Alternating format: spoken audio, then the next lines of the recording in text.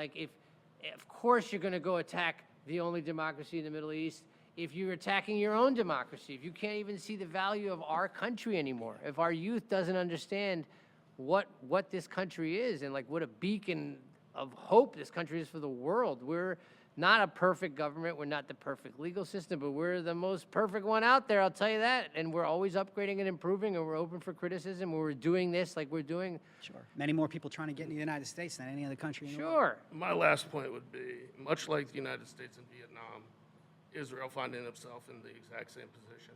In Vietnam, we were creating enemies faster than we could kill them. And Israel is doing the same thing in Gaza. They're creating more enemies for themselves.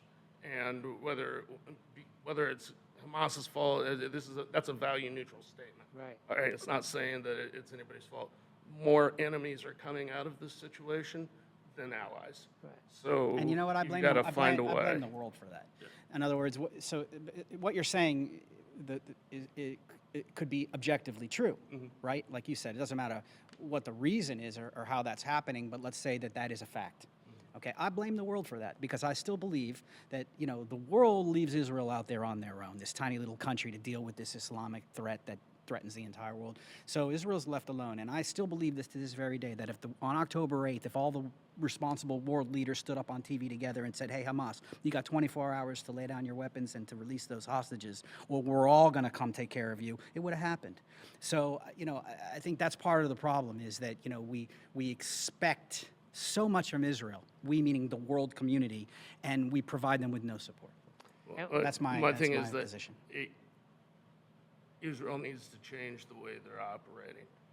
I don't know how, all right, but they need to do something. It's close to the end now. Well, therein lies the rub. But what I will we don't know how. What is the alternative? Right. And I know the Jewish people, and if we had a way, another way, a better way, we'd be doing it. And what I would say is the Jewish people, if the Jewish people have to be hated to solve this problem for the U.S. and for all the free West, Better to be hated than Jews dead. are used to being hated, man. And I got to tell you, like, the enemies that are created, I bet you maybe 1% of them are going to be new enemies.